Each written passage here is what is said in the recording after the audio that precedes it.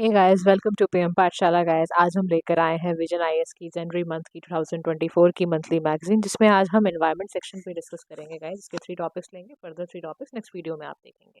इससे पहले अगर आप नए हैं चैनल पर तो do like share and subscribe to PM Pathshala. दूसरा, अगर आपने अभी प्लेलिस्ट चेक करी हो तो आपको पता चलेगा कि इस मंथ का भी जो जनवरी का मंथ था उसमें पॉलिटी गवर्नेंस या international relations, economy section, security पूरी तरह से शॉर्ट्स के साथ कंप्लीट किया गया है विद गुड एनालिसिस। तो आप चेक कर सकते हैं। आज हम इसमें डिस्कस करेंगे एनवायरनमेंट सेक्शन में। सबसे पहला ही टॉपिक है जो बात करेगा आपका 50 ईयर्स ऑफ प्रोजेक्ट टाइगर। अब देखो, इस दृष्टि से ये इम्पोर्टेंट हो गया क्योंकि गोल्डन जुबली थी। तो गवर्नमेंट ने ऑफिशियली बताया कि 2023 as a 50th year of project tiger consider किया गया।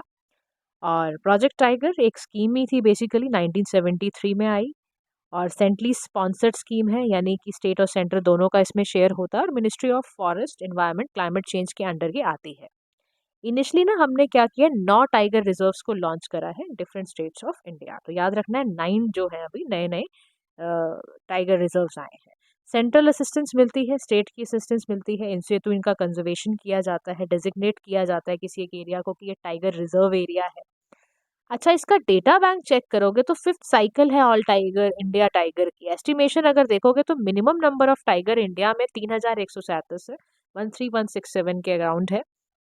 हाईएस्ट नंबर ऑफ टाइगर्स आपको देखने को मिलते हैं जहाँ हाईलैंड्स है ना, इंडिया के जो सेंट्रल इंडियन हाईलैंड वाला पार्ट है या जो ईस्टर्न घाट वाला पार्ट है। या देखो, आप सबसे ज्यादा याद रखना, अगर स्टेट की बात आ जाए तो ध्यान रखना मध्य प्रदेश एक ऐसा है जहां पर आपको ये देखने को मिलता है कि सबसे ज्यादा टाइगर रिजर्व्स हैं, 785। उसके बाद कर्नाटका में 563 है। अच्छा देखो, सेंट्रल हाईलैंड हाईलैंड्स की बात है ना, तो सेंट्रल इंडियन हाईलैंड्स में घबरा मत जाना, लार्ज प्लेट्यू है बेसिकली। तो इसमें रीजन्स कौन कौन से आते हैं, महाराष्ट्र, एमपी, तेलंगाना, आंध्र प्रदेश, कर्नाटका, तमिलनाडु, ये सेंट्रल इंडियन हाईलैंड का पार्ट है। तो याद रखना ये पार्ट भी आप, सेंट्रल इंडियन हाईलैंड क्या होता है, अगर आप नए हो, बिल्कुल आपने भी शुरुआत करी एग्जाम की पढ़ने की, तो इसमें ये ध्यान रखना सेंट्रल इंडियन हाईलैंड्स में ये वाले रीजन आते हैं जो सेंट्रल इंडियन प्लेट्यू की तरफ है। हाईएस्ट टाइगर रिजर्व जो टाइगर की अबेंडेंस है ना, वो कौन से वाले टाइगर रिजर्व में? कॉर्बेट, जिम कॉर्बेट अगर आपने सुना, उत्तराखंड का जो पार्ट है वहाँ 260 है। उसके बाद बांदीपुर नेशनल पार्क है, वहां पर है। ठीक है। अब इसका जो प्रोजेक्ट टाइगर था, इसका ऑब्जेक्टिव क्या था? देखो, हमने ना 1973 से इंदिरा गांधी गांधी जी की गवर्नमेंट थी, she is highly promoting that time आपका एनवायरनमेंट और ये सारी चीज़ें, फौना फ्लोरा को बहुत उनका एक एक ध्यान रहता था, प्रायोरिटाइज करती थी वो इस एरिया को भी। तो to ensure the maintenance of a viable population of tigers in India, scientifically, economically, aesthetic way में कल्चरल इकोलॉजिकल वैल्यू टाइगर्स की बनी रहे, इसलिए प्रोजेक्ट टाइगर को हॉलिस्टिक इकोसिस्टम अप्रोच से निकाला गया। फ्लैगशिप प्रोग्राम था क्योंकि बहुत सारी स्पीशीज का इसमें जो भी थी उनको अबंडेंट प्री पॉपुलेशन से सपोर्ट करना, उनके इकोसिस्टम में एक स्टेबिलिटी मेंटेन करना, ये इसका ऑब्जेक्टिव था प्रोजेक्ट टाइगर का। देखो, जब जब भी हम बात करते हैं कि प्रोजेक्ट टाइगर, तो इसकी ना एक इम्प्लीमेंटिंग एजेंसी भी है, एनटीसीए बोलते हैं इसको। ये आपका नेशनल टाइगर कंजर्वेशन अथॉरिटी है और इसको रिकमेंडेशन टाइगर टास्क फोर्स से मिलके बनी है। 2005 में इसको क्रिएट करा गया था। बाद में क्या हुआ, इसको ना एक स्टेचुटरी स्टेटस मिला। जब लॉन्च हुई तो टाइगर टास्क फोर्स ने बनाई थी। बाद में इसको एक स्टेचुटरी स्टेटस मिला। स्टेचुटरी का मतलब ही यही होता है कि किसी ना किसी एक्ट से आया। 2006 में इसको स्टेचुटरी स्टेटस एनटीसीए को मिला था। तो वाइल्ड लाइफ प्रोटेक्शन एक्ट 1972 का ये पार्ट है। अच्छा, फंडिंग पैटर्न अगर इसका देखोगे तो 60% सेंट्रल असिस्टेंस है, is made available to states for expenditure on all non recurring items. यानी कि 60% स्टेट का, सेंटर का असिस्टेंस रहता है। बाकी जो एक्सपेंडिचर्स होते हैं नॉन नॉन रिकरिंग आइटम्स, वो स्टेट्स करती है, उस पर पैसा लगाती है। रिकरिंग आइटम्स का यहाँ पर मतलब है कि जो सेंट्रल असिस्टेंस वहाँ रिस्ट्रिक्टेड टू 50% है। जो भी कोई ग्रांट वगैरह मिलती है वो प्रोजेक्ट स्टेट्स का, उसको ध्यान में रख लिया जाता है। नॉर्थ ईस्टर्न स्टेट्स में यही सेंट्रल असिस्टेंस 90% खर्चा सेंट्रल गवर्नमेंट उठाती है। ठीक है। अब प्रोजेक्ट टाइगर, प्रोजेक्ट एलिफेंट को मर्ज भी किया गया था, ध्यान रखना इस बात का भी। पेपर में क्वेश्चन हल्का सा एक लाइन सा छोड़ देंगे आपके पास, तो वो याद रखना है। Project tiger and project elephants को मर्ज करा गया और क्या बनाया गया? Project tiger and elephant. कौन कौन सी ऐसी एक्टिविटीज हैं जिसके तहत प्रोजेक्ट टाइगर को चलाया जा रहा है, उसके बारे में देखते हैं। देखो, सबसे पहला काम करा गया, इस्टेब्लिशमेंट करा गया, डेवलप करा गया टाइगर रिजर्व्स को। ठीक है। 55 टाइगर रिजर्व्स है, यानी कि वीरांगना दुर्गावती टाइगर रिजर्व है, धौलपुर करौली टाइगर रिजर्व्स है। 2023 में इसको डिक्लेयर करा गया है कि ये टाइगर रिजर्व है। तो यानी कि आप समझ लो प्रोजेक्ट टाइगर के तहत अभी 55 टाइगर रिजर्व बेसिकली स्टैब्लिश और डेवलप करे गए हैं। ठीक है। अब एक चीज और ध्यान में रखने वाली बात है कि यहाँ पे ना कुछ बफर स्ट्रेटेजीज भी बनाई गई है। कोर बफर स्ट्रेटेजी है ताकि टाइगर्स को मैनेज किया जा सके। तो कोर एरिया का मतलब क्या है, लीगल स्टेटस दे रखा है नेशनल पार्क और सेंचुरी को। बफर एरिया या कोई पेरिफेरल एरिया का देखो सीधा सा मतलब होता है कि फॉरेस्ट और नॉन फॉरेस्ट लैंड को ना मिक्स करना और मैनेज करना, उसको मल्टीपल यूज एरिया बनाना।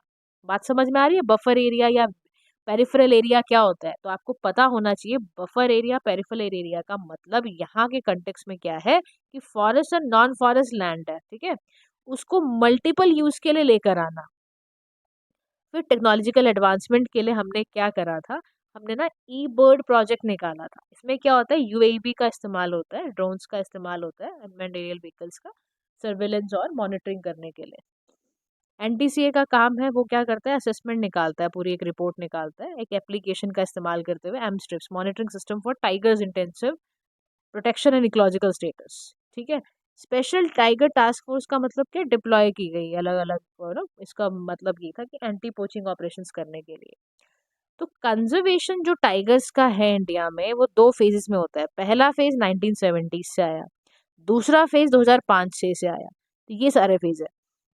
अच्छा, अब जब ना देखो टाइगर कंजर्वेशन पे बात होती है ना, तो उसके चैलेंजेस को भी हमें बिल्कुल नहीं भूलना चाहिए। सबसे बड़ा चैलेंज ना इंडिया के अंदर टाइगर कंजर्वेशन को लेकर जो देखा जाता है, वो देखा जाता है कि हैबिटेट का लॉस और फ्रेगमेंटेशन बहुत है। यानी जहाँ ये रहते हैं वहाँ किसी ना किसी वजह से इनको हेल्थियर कंडीशन नहीं मिलती। कह रहा कैसे, कह रहा देखो स्टेटस टाइगर रिपोर्ट आई थी 2022 की, जिसमें पता चला कि अप्रॉक्सीमेटली 4 लाख जो स्क्वायर किलोमीटर का टाइगर वाला स्टेट वाला जो रीजन है, वहाँ खाली 1/3 ही रिलेटिवली ऐसा है जो हेल्थियर कंडीशन में है, बाकी सारा हेल्थियर कंडीशन में है नहीं। तो कैसे रह पाएंगे जब हैबिटेट में इतना प्रॉब्लम रहेगा तो। फिर ह्यूमन वाइल्ड लाइफ कॉन्फ्लिक्ट एक हमेशा का क्राइसिस ही है कि इतना ज्यादा ह्यूमन पॉपुलेशन हो चुकी है ना कि टाइगर हैबिटेट्स को भी वो परेशानी कर रही है, कॉन्फ्लिक्ट अराइज हो जाता है वहां पर।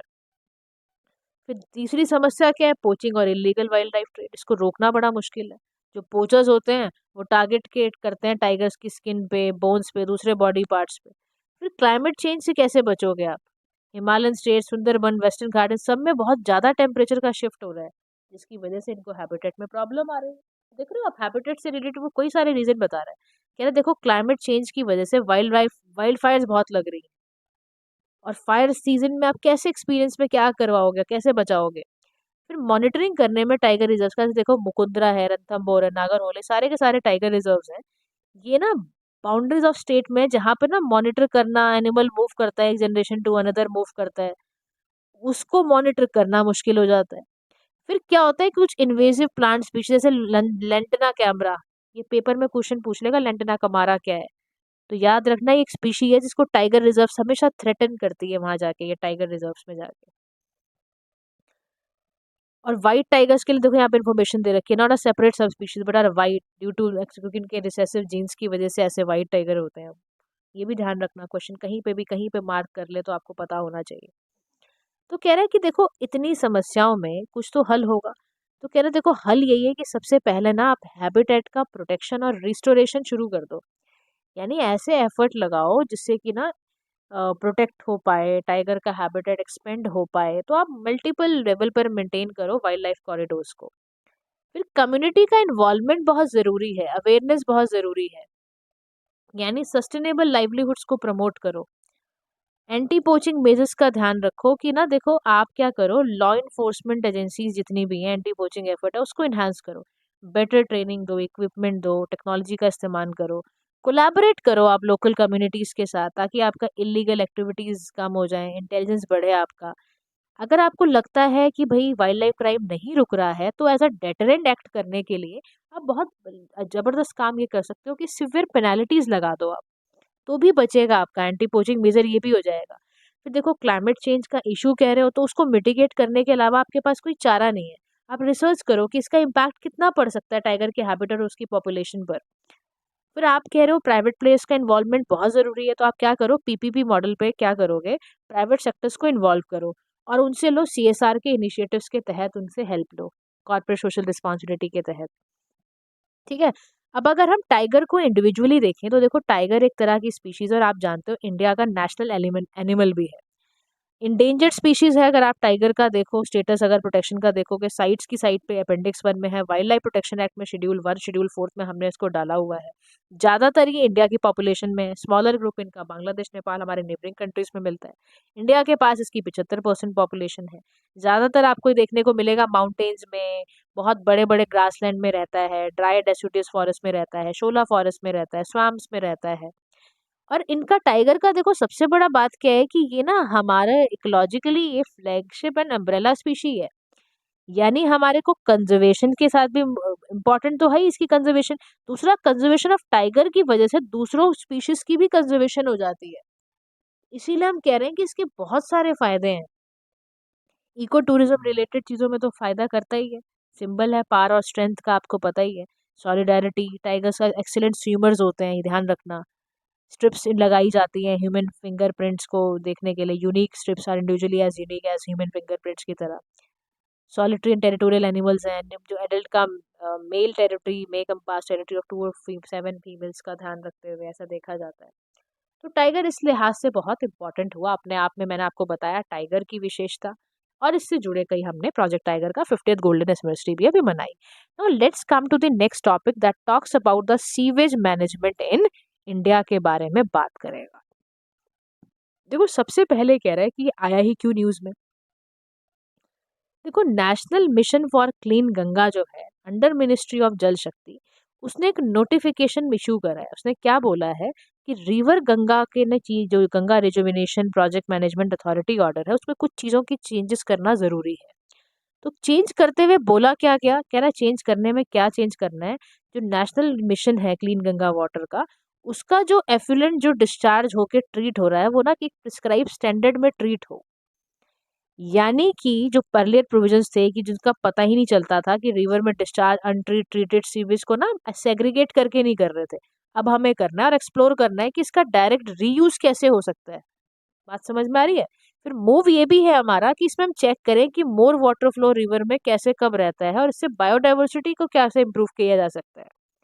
तो सीवेज जनरेशन की अगर आप बात करोगे इंडिया में या दूसरा एसटीपीज में, तो यहाँ पर ये बात कर रहा है कि देखो, सीवेज जो ट्रीटमेंट प्लांट्स की बात हो रही है, इन्होंने ना एस्टिमेट करा है, क्लास 1 सिटीज बनाई है, क्लास 2 टाउन्स बनाए हैं इंडिया में, जिसमें 33,000 मिलियन लीटर्स पर डे और करंट ट्रीटमेंट कैपेसिटी इसकी इतनी है, जिसमें एस्टिमेट करा जा रहा है सीवेज जनरेशन के बारे में। तो सीवेज का जो ट्रीटमेंट प्लान है, ये बेसिकली फैसिलिटी होती है। ये क्या करती है, वेस्ट वाटर को ट्रीट करना domestic, commercial and individual sources से, ताकि ना पोल्यूटेंट सब आपको बेसिकली हटाने का क्या है, आपको वेस्ट वाटर का मतलब क्या है, आपको पानी से सारे के सारे पोल्यूटेंट कंटेमिनेंट्स हटाने हैं। ठीक है। फिर मैकेनिज्म की बात हो रही है यहाँ पर, क्या करा जाए, स्टोरेज, ट्रांसपोर्ट, ट्रीटमेंट की बात की जा रही है। फिर टाइप्स ऑफ एसटीपीज में यहाँ बोल रहा है कि जब जब भी ना सीवेज का ट्रीटमेंट प्लान होता है तो इन सब चीज़ों का इस्तेमाल करके करा जाता है। कह रहा मेम्ब्रेन का ना बायोरिएक्टर उठाया जाता है। क्या कह रहा है कि मेम्ब्रेन जो फिल्ट्रेशन है उसको बायोरिएक्टर की यूनिट के साथ उसको ट्रीट करा जाता है, वाटर ट्रीटमेंट को। फिर एक्टिवेटेड स्लज प्लांट्स भी होते हैं, जहाँ पर क्या करा जाता है, जो सीवेज है ना उसको एरेशन, मतलब यहाँ पे ऑक्सीजन आ रही है वहाँ पे छोड़ दिया, बैक्टीरिया को छोड़ दिया, जिसकी वजह से वो मेटाबोलाइज कर देता है वेस्ट को। ऐसे ही तरीकों से किया जा रहा है, मूविंग बेड, इन तरीकों से। अभी कह रहे हैं कि कौन कौन से ऐसे institutional arrangement initiative sewage treatment India में लिए गए हैं। देखो, वाटर याद रखना एक स्टेट सब्जेक्ट है, 7 शेड्यूल आर्टिकल 246 का पार्ट है, याद रखना इस इन्फॉर्मेशन को।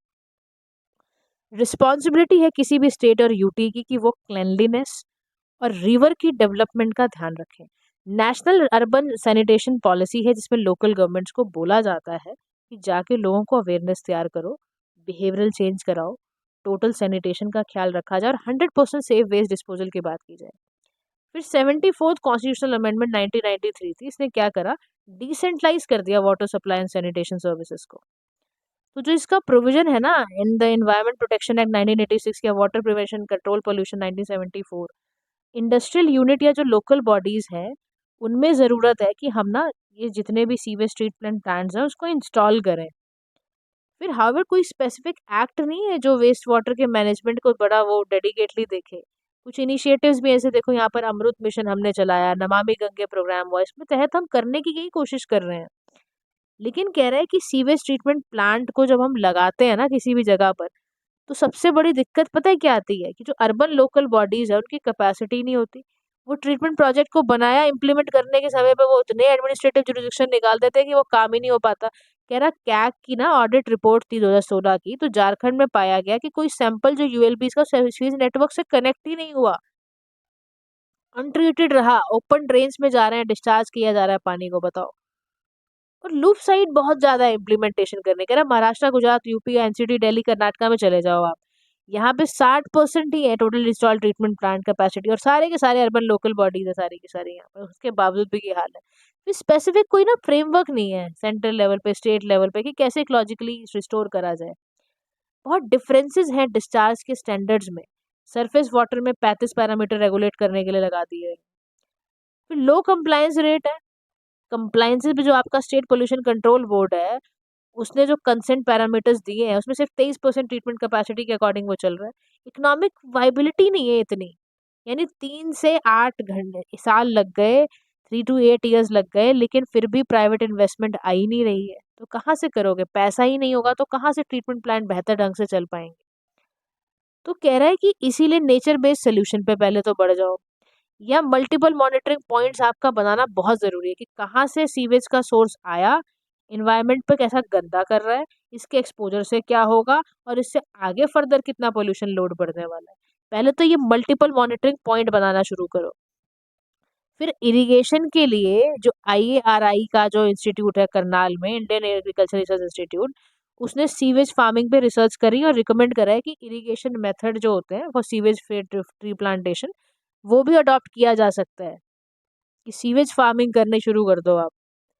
सुना है ये वाला टर्म आपने, देखो आज एक नई बात आपको पता चली होगी। इरिगेशन मेथड में सीवेज फेड ट्री प्लांटेशन करना शुरू कर दो। आपका फोकस होना चाहिए ऑल्टरनेटिव यूसेज पे भी, यानी कि जो ट्रीटमेंट यूटिलाइजेशन है सीवेज का, उसको हॉर्टिकल्चर में, इरिगेशन में, फायर फाइटिंग में यूज करो आप। कह रहा कर्नाटका की गवर्नमेंट ने यूटिलाइज करा है जो भी उनका टर्शरी ट्रीटेड सीवेज होता है ना, नॉन पोर्टेबल गार्डनिंग है, including park, resort, golf courses में यूज कर रहे हैं वो। आपको बेहतर ढंग से वाटर क्वालिटी स्टैंडर्ड्स तय करने होंगे, आपको अंडरग्राउंड ये सारी चीजें तैयार करनी होंगी, आपको बनाने पड़ेंगे पूरे के पूरे अंडरग्राउंड जो सीवेज ट्रीटमेंट प्लान्स हैं, जो हैवीली पॉपुलेटेड चाइनीज सिटीज में और रखे हैं। इम्प्लीमेंट करने होंगे नेचर बेस्ड सोल्यूशंस, आर्टिफिशियल बनाओ, आप वेटलैंड्स तैयार करो, प्लांटेड सॉइल फिल्टर्स बनाओ, वेजिटेटेड सबमर्ज बेड्स के तहत वेमी फिल्ट्रेशन, ये सब, लिविंग वॉल्स, ग्रीन रूफ्स, ये सब तैयार करो आप। ये सीवेज की ट्रीटमेंट प्लान से बहुत अच्छा कर दोगे आप, वेटलैंड तैयार करो, कंस्ट्रक्ट करो। ठीक है, now the next topic which we are going today is about Swachh Survekshan award 2023 के बारे में, and this is the last topic for the day. अभी इसको हम डिस्कस करते हैं। अब देखो, स्वच्छ सर्वेक्षण अवार्ड 2023 में रिसेंटली प्रेसिडेंट ऑफ इंडिया ने दिया है ये। इवेलुएट करा जाता है, इसका पैरामीटर है सिटीजन्स की वॉइस, सर्विस लेवल कैसा रहा, सर्टिफिकेशन दिया जाता है, डैशबोर्ड पूरा तैयार करते हैं। और यहाँ प्रेसिडेंट ने बहुत एम्फेसिस करा कि जो हमारी थीम थी ना अचीव क्लीनर सिटीज के लिए, वेस्ट टू वेल्थ, तो स्वच्छ सर्वेक्षण अवार्ड की बात अगर की जाए तो यहाँ पर एक ऐसा सर्वे है ये जो सिटीज टाउन्स को क्लेनलीनेस, हाइजीन और सैनिटेशन पे बात करता है। 2016 में लॉन्च किया गया स्वच्छ भारत मिशन के तहत। सर्वे हर साल होता है, और कौन कराता है, ministry of housing and urban affairs. इसका काम ही यही है, सिटीजन पार्टिसिपेशन को बढ़ाना। किसके लिए, सफाई के लिए, टाउन साफ रहे, एक बेटर प्लेस बनाना जीने के लिए। 2023 में असेसमेंट भी हुआ, 4,477 सिटीज में, 4,477 सिटीज में हुआ। ठीक है, अब की हाईलाइट में पता चला भाई कि जो 2023 का अवार्ड था ना, तो याद रखना है 7th कॉन्जिक्यूटिव टाइम के अंदर इंदौर सबसे बड़ी सिटी है जो कि बहुत क्लीन है मध्य प्रदेश की। उसके बाद सूरत, एक साथ इन्होंने रैंक बनाया इनका, इंदौर सूरत का। उसके बाद नवी मुंबई 3 नंबर पे आया है। तो जिन भी सिटीज का पॉपुलेशन 1 लाख से कम है, उसमें सासवत महाराष्ट्र है, पटन गुजरात है, लोनावाला है, इनको 3 स्पॉट दिए गए हैं। महाराष्ट्र को नेम किया गया है कि एक क्लीनेस्ट स्टेट है कंट्री का, और उसके बाद मध्य प्रदेश, छत्तीसगढ़ है। माओ है मध्य प्रदेश का, क्लीनेस्ट कैंटोनमेंट बोर्ड है वहाँ का। उसके बाद देवलाली महाराष्ट्र में है, ये पेपर में क्वेश्चन एक्सपेक्ट कर सकते हो आप यहाँ से। वाराणसी यूपी का जो है क्लीनेस्ट गंगा टाउन है, फॉलोड बाय और प्रयागराज उत्तर प्रदेश। चंडीगढ़ को बेस्ट सफाई मित्र सुरक्षित शहर बोला गया है। तो ध्यान रखना कि किसको कहाँ पे किस फॉर्म में मिला है। खाली वो आपसे नहीं पूछेगा कि 7th कॉन्जिक्यूटिव टाइम पे इंदौर आ रहा है, वो आपको सबको पता होता है। लेकिन वो पूछ सकता है कि बेस्ट सफाई मित्र सुरक्षित शहर किसको बोला गया है, तो वहाँ इंदौर नहीं है, वहाँ चंडीगढ़ है। गंगा के क्लीनेस्ट टाउन में कौन है, वाराणसी है। माओ किस लिए है, क्योंकि वहाँ पर क्लीनेस्ट कैंटोनमेंट बोर्ड है, मध्य प्रदेश का शहर है, देवलाली फिर महाराष्ट्र। तो ये इन्फॉर्मेशन आपको जरूर दिमाग में रखनी है। इंडियन मेट्रोलॉजिकल डिपार्टमेंट का टॉपिक गाइस हम कल करेंगे। आज के लिए इतना ही। Do like share and subscribe.